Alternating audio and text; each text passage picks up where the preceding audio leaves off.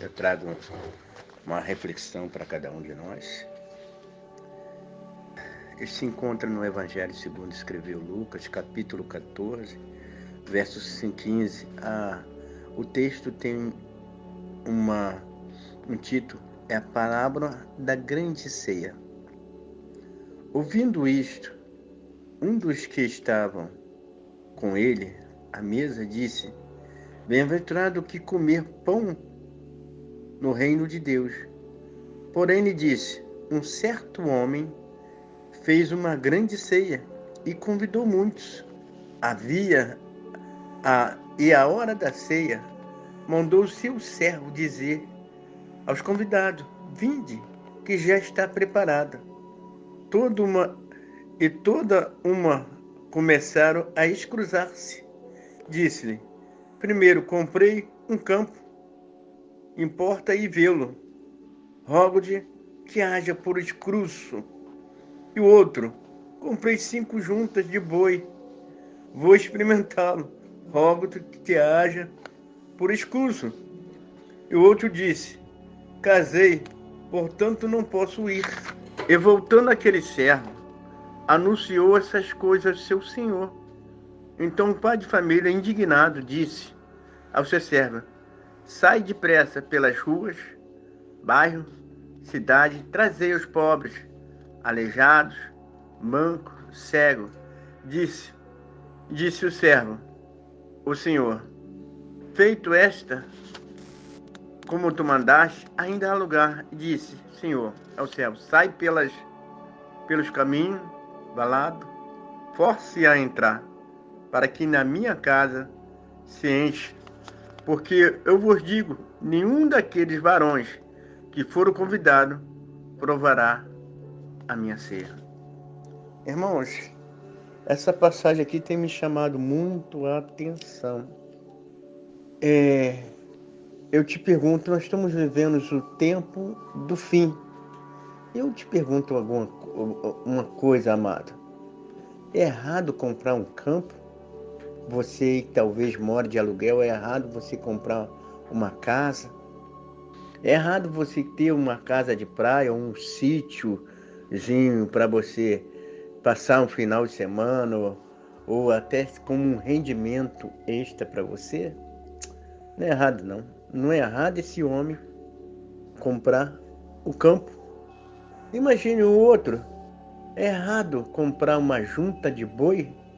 Vamos supor, junta de boi simbolizava que melhoraria a condição de ele arar a terra. Com isso, ele daria condições financeiras melhor. Por exemplo, trazendo para o dia de hoje, seria errado uma pessoa que trabalha por conta própria adquirir uma frota de táxi ou adquirir uma van? Adquirir uma van não é errado, não, irmão. Eu tenho pedido a Deus para Deus me dar mais condição financeira. Esses homens não estão fazendo coisas erradas, mas Deus reprovou a eles. É errado casar? Porque Deus que criou o casamento deixará o homem, o pai ou a mãe, e uniciar a sua esposa, e os dois tornarão uma só carne. E ainda recomendo que Deus uniu, não separe o homem. Então não é errado casar, não é errado a pessoa comprar uma casa de praia, não é errado ela comprar um campo, não é errado ela adquirir um carro melhor que possa dar um rendimento melhor para ela, ou um conforto, ou, por exemplo, se ela teve condição de comprar uma frota de carro. Sabe qual é o erro? O diabo ele tem usado isso nos dias de hoje. E a igreja às vezes nem tem percebido. A distração, irmão. O erro de todos eles é se distrair com as coisas aqui da terra e não dar prioridade àquilo que é espiritual. Nós vimos há pouco tempo uma menina fazer uma música que explodiu na internet, a Aimee Rocha. Fazemos festa para nós mesmos, fazemos culto para nós mesmos. Não é errado fazer congresso, errado é fazer congresso para nós mesmos.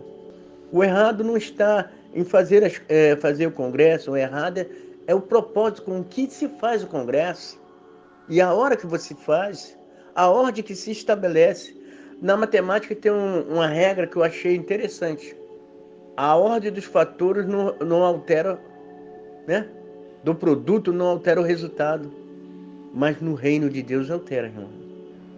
Tanto faz 1 mais 2 como 2 mais 1. Se você inverter a ordem dos dois valores, vai dar sempre o mesmo resultado, que é 3. Tu pode botar lá 1 mais 2 mais 3 mais 4 mais 5. Como pode começar? É 5 mais 3 mais 2 mais 1, que quando você somar vai dar os mesmos resultados. Mas no reino de Deus é diferente, irmão. O Senhor Jesus, ele deixou bem claro em Mateus 6,33, buscai primeiramente o reino de Deus.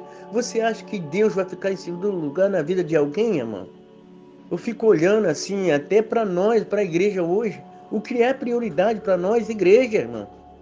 A prioridade é construir templos ou cuidar das pessoas? A prioridade é ter carro importado, blindado, helicóptero, ou suprir a necessidade dos missionários que estão em campo? Poxa, irmão, vemos pessoas tão ricas dentro da igreja, com carros tão bons, enquanto tem missionário passando fome em campo, irmão. Depois dessa passagem, a gente vai lendo, sequenciado, aí Jesus fala que aquele que não negar pai e mãe por amor de mim não é digno de mim. Aquele que não negar a si mesmo por amor de mim não é digno de mim. Há pouco dia eu tenho missões Portas Abertas, aí eles me mandam notícia de missionário em campo. Um pastor num país comunista num país islâmico, devido à lei Sharia, prenderam ele. E a sentença dele era pena de morte. Mas, porém, ele entrou no corredor da morte. E durante aquele período que ele ficou preso, um ano, faziam várias propostas a ele, de ele negar Jesus e retornar ao Islã. Ele não negou, irmão. Ele morreu por causa do Evangelho.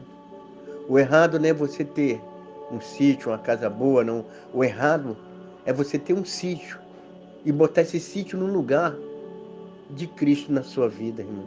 O errado não é você ter um carro ou uma frota de carro. O errado é você botar a frota de carro no lugar que Cristo tem que estar no teu coração. Não é errado você ter mulher, ter filhos. O errado é a mulher e seus filhos estar no lugar de Cristo no seu coração. Cristo nunca vai ficar em segundo lugar na vida de ninguém. Quando Cristo está no meu coração? Quando eu dou prioridade a Ele em tudo. Nas orações, na meditação da palavra, nos jejuns também. Quando eu priorizo isso, hoje eu estava ouvindo a Rádio Melodia, estava falando sobre casamento. O que precisa melhorar para que o casamento não acabe? Um negócio assim. Aí eu falei com a minha esposa, filha, o casamento acaba quando Jesus deixa de ser prioridade para o casal. Porque o cordão de 3 dobras não arrebenta assim tão fácil não, irmão. Estou há 34 anos casado. Graças a Deus. Muita luta, muito vento.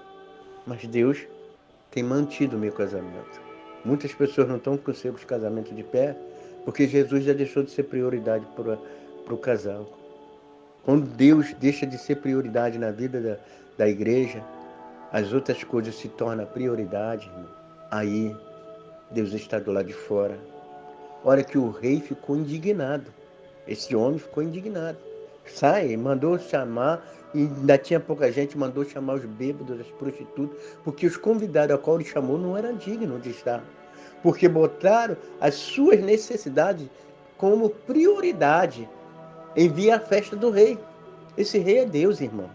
Ele te convida para ir a essa festa, mas nessa festa você só pode entrar com a veste de santidade. Quem está sem veste de santidade não entra. Seguir a santificação sem a qual ninguém verá a Deus. Se é para mim ganhar mais dinheiro e perder a minha comunhão com Deus, eu fico ganhando a mesma quantidade. Mas prefiro ficar com a comunhão de Deus. Porque a bênção de Deus sobre a minha vida vai abençoar o pouco que eu vou ganhar. Eu não me esqueço da época que eu trabalhava no condomínio Glória e Grace. Eu pegava 7 horas. Eu comecei a lavar carro. E alguns carros para me lavar eu tinha que chegar 6. Aí chegando 6 lá, só pregava... Não dava nem para ir no trem, do primeiro trem aqui com o Bernardo Soares. Eu tinha que pegar um ônibus aqui. Um ônibus que passava acho que 4 horas da manhã, em ponto, o trem vinha 4h20, para poder chegar às 6 no trabalho, para lavar 1 ou 2 carros, e depois da hora, lavar outro carro. Quer dizer, não tinha tempo, fazia tanta coisa. Ah, bota uma prateleira para mim, fazia um montão de coisa.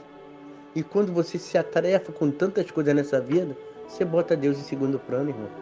A vida espiritual de uma pessoa vai ficando para segundo plano. Quando fica para segundo plano, você não está dando a importância à santidade, à comunhão, à oração, o jejum. Isso tudo é importante, irmão. Se você está prosperando materialmente, crescendo, reparta algumas coisas com os mais necessitados. Não pensa que Jesus vai dizer: tive fome e não me deste de comer? Quando a um pequenino você deste de comer, a mim me daste. Jesus tem que ser prioridade na vida da igreja. Quando Jesus não é prioridade, as coisas são prioridade, as coisas materiais são prioridade, Jesus está do lado de fora, irmão. A igreja perece. Esse é sinal que já desviou. Vamos refletir sobre isso. Graça e paz. Um bom dia. Deus abençoe. Qual é o ofício desse canal? É trazer uma mensagem, uma oração, uma breve reflexão, intenção de evangelismo, tá? Eu comecei a evangelizar em 2011, quando eu trabalhava por plantão aos domingos, por SMS. E observei que algumas pessoas me pediam ajuda e oração e me retornavam. Hoje em dia não se usa nem mais o SMS, então estou usando essa ferramenta, assim como a palavra de Deus diz que trabalhar e remir no tempo, aproveitando as oportunidades, estou usando essa ferramenta. Se caso te tocar, eu peço que você se inscreva, se sentiu tocado, se inscreva, quer receber a mensagem sempre, se inscreva. Vocês nos ajudarão muito. A minha intenção é evangelismo, independente de quantidade de pessoas que assistem ou não. É ter sempre uma palavra amiga, uma oração para evangelizar vocês. Graça e paz, um bom dia, em nome de Jesus.